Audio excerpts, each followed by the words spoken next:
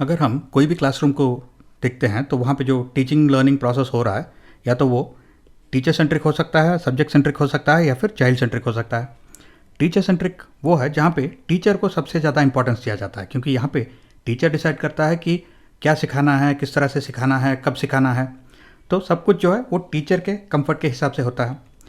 Subject centric वो होता है जहाँ पे सब्जेक्ट को सबसे ज़्यादा इंपॉर्टेंस दिया जाता है, क्योंकि सबसे इम्पॉर्टेंट एस्पेक्ट यहाँ पे है कि सिलेबस कंप्लीट करना है, वो भी जितना टाइम दिया गया है उसके लिए और जिस तरह से टेक्स्ट बुक में प्रिस्क्राइब किया गया है उसी तरह से। और चाइल्ड सेंट्रिक वो होता है जहाँ पे बच्चे को सबसे ज़्यादा इंपॉर्टेंस दिया जाता है। अगर टीचर को अपना टीचिंग स्टाइल चेंज करना पड़े तो ठीक है, अगर सिलेबस कंप्लीट नहीं हुआ तो भी ठीक है।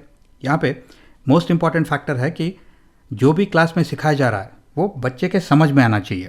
The child should understand what is being taught. तो अगर हमारा ऑब्जेक्टिव ये है कि क्लास में जो सिखाया जा रहा है वो बच्चे के समझ में आए, तो ये अचीव करने का जो बेस्ट मेथड है वो है लर्निंग बाय डूइंग। क्योंकि जब हम सुनते हैं तो हम जल्दी उसे भूल जाते हैं, जब हम कुछ देखते हैं तो वो ज़्यादा देर तक हम याद रखते हैं, और अगर हम कुछ करते हैं तो वो एक्चुअली हमारे समझ में आता है। तो अगर हम चाइल्ड सेंट्रिक क्लासरूम की बात कर रहे हैं तो कुछ कीवर्ड्स आपको क्वेश्चन में यूजुअली देखने को मिलेंगे, जैसे कि hands on, experiential learning, collaborative learning या फिर प्रोजेक्ट बेस्ड लर्निंग। तो जब हम एक चाइल्ड सेंट्रिक क्लासरूम या फिर एक child centric teaching and learning process को डिज़ाइन कर रहे हैं तो सारे जो फैक्टर्स हैं वो बच्चे पे फोकस रहते हैं, जैसे कि teacher, curriculum, projects and activities, community, family, location and timings, facilities. इन सब का जो मेन एम है वो ये है कि क्लास में जो सिखाया जा रहा है वो एक्चुअली बच्चे के समझ में आए, और बच्चा भी यहाँ पे सिर्फ पैसिवली बैठ के नॉलेज को अब्जॉर्ब नहीं कर रहा है, वो ये टीचिंग एंड लर्निंग प्रोसेस में एक्टिवली पार्टिसिपेट कर रहा है। और करिकुलम और प्रोजेक्ट्स एंड एक्टिविटीज़ जो है वो भी इस तरह से डिज़ाइन किया जाते हैं कि लर्निंग बाय डूइंग यानी हैंड्स ऑन लर्निंग जो है उसको मैक्सिमाइज किया जाए। तो अगर हमें समराइज़ करना है कि ये चाइल्ड सेंट्रिक क्लासरूम या फिर चाइल्ड सेंटर्ड एजुकेशन क्या है, तो बच्चा जो है वो इसका मेन फोकस पॉइंट है, और बच्चे के नीड्स जो है वो प्राइमरी है इस सारे टीचिंग और लर्निंग प्रोसेस में। और टीचर और चिल्ड्रन दोनों एक्टिव पार्टिसिपेंट्स हैं।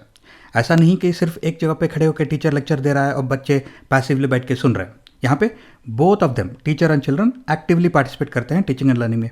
और लर्निंग जो है वो एक एंगेजिंग, हैंड्स ऑन, एक्सपीरियंशियल और फन एक्टिविटी होना चाहिए, राइट। और ये एवरी चाइल्ड इज़ डिफरेंट, ये एक बहुत ही इंपॉर्टेंट फैक्टर है, क्योंकि अगर हम सिर्फ एक ही फार्मूला यूज़ करते हैं और एक्सपेक्ट करते हैं कि सारे बच्चे एक ही तरह से सीख लेते हैं तो वो नहीं होता। तो एवरी चाइल्ड इज़ डिफरेंट जो है वो ध्यान में रखना चाहिए सबको, टीचर को, और जो भी करिकुलम को डिज़ाइन कर रहा है, जो भी एक्टिविटीज़ को डिज़ाइन कर रहा है, सारे लोग जो टीचिंग एंड लर्निंग प्रोसेस में इन्वॉल्व है उन लोगों को ये स्टेटमेंट जो है वो याद रहना चाहिए। और learning is a social activity, बहुत सारा कोलैबोरेशन होना चाहिए क्लासरूम के अंदर और बाहर भी, और focus relevant and contextual learning पे होना चाहिए। और फोकस सिर्फ इस बात पे नहीं कि जो टेक्स्ट बुक में दिया गया है या फिर सिलेबस में दिया गया है उसे कवर करे, बल्कि बच्चे के सोशल, इमोशनल, फिजिकल, लिंग्विस्टिक और इंटेलेक्चुअल डेवलपमेंट को भी इक्वल इंपॉर्टेंस दिया जाता है चाइल्ड सेंट्रिक एजुकेशन में।